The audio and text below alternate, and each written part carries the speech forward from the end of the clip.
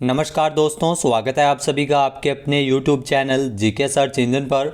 आज है 14 दिसंबर और 14 दिसंबर से रिलेटेड राजस्थान करंट अफेयर्स के जितने भी इम्पोर्टेंट क्वेश्चन हैं सभी हम इस वीडियो में डिस्कस करने वाले हैं। तो पूरा वीडियो बहुत ध्यान से देखना और वीडियो के एंड में मैं आपसे क्वेश्चन पूछूंगा जिसका आंसर आपको कमेंट बॉक्स में देना है। कल के वीडियो में मैंने आपसे क्वेश्चन पूछा था जो था हाल ही में जैसलमेर के तनोट माता मंदिर क्षेत्र में पर्यटन विस्तार के लिए बीएसएफ को निःशुल्क भूमि आवंटन को मंजूरी किसने प्रदान की है। तो राजस्थान के मुख्यमंत्री अशोक गहलोत द्वारा यह मंजूरी प्रदान की गई थी, यानी कि ए ऑप्शन इसका बिल्कुल सही था। जिन दोस्तों ने ए ऑप्शन कमेंट बॉक्स में सही जवाब दिया था उनको हार्दिक शुभकामनाएं।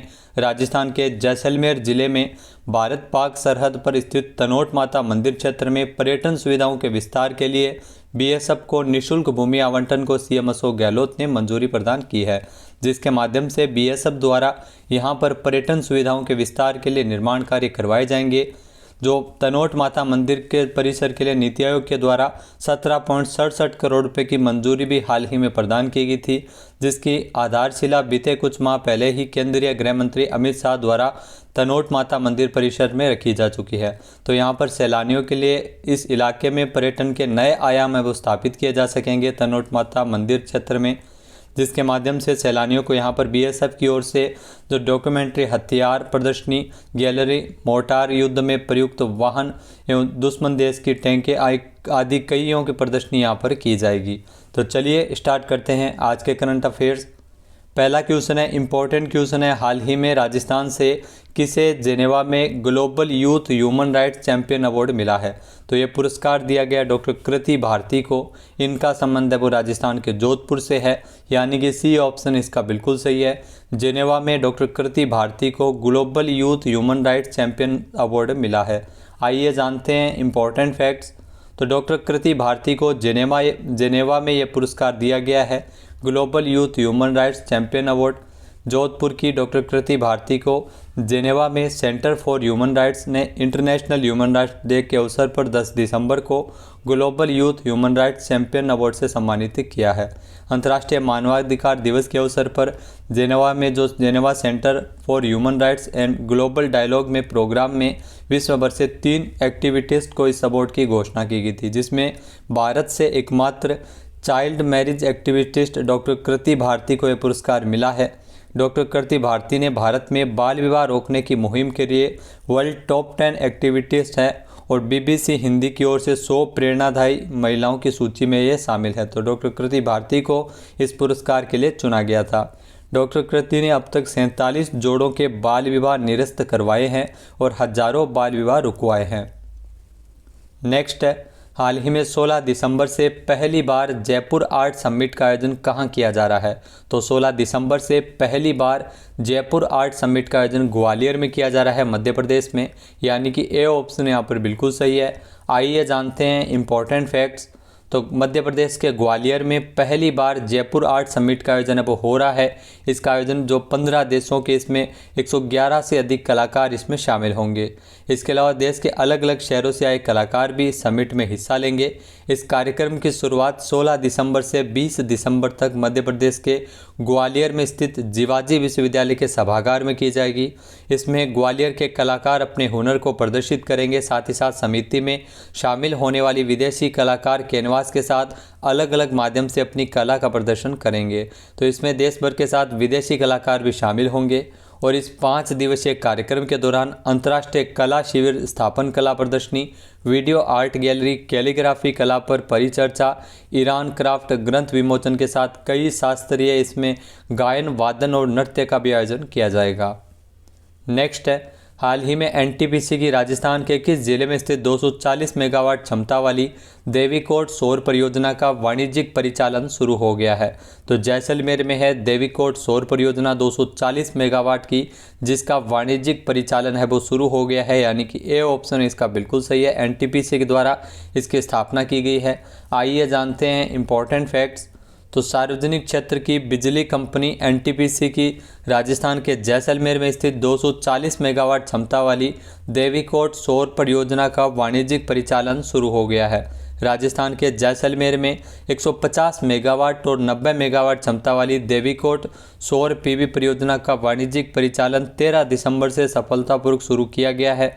इसी के साथ ही एनटीपीसी की जो स्थापित एवं वाणिज्यिक क्षमता बढ़कर एकल आधार पर 58,041.27 मेगावाट हो गई है। वहीं पूरे समूह की स्थापित वाणिज्यिक क्षमता 70,656.27 मेगावाट हो गई है।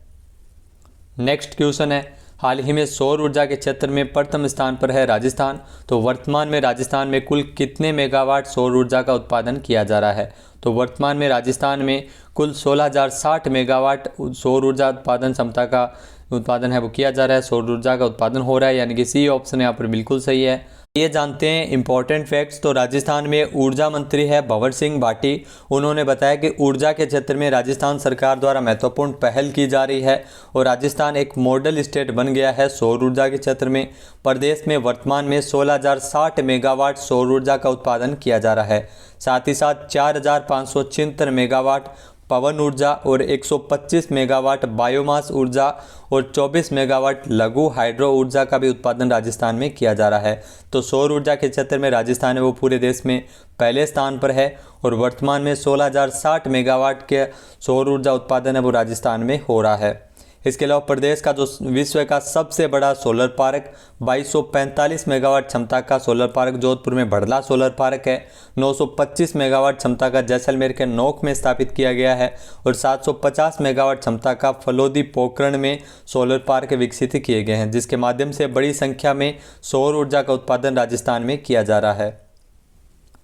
नेक्स्ट क्वेश्चन है, हाल ही में राजस्थान तकनीकी विश्वविद्यालय कोटा की ओर से 3 दिवसीय राष्ट्रीय स्तरीय तकनीकी महोत्सव थार 2023 का आयोजन कब किया जाएगा?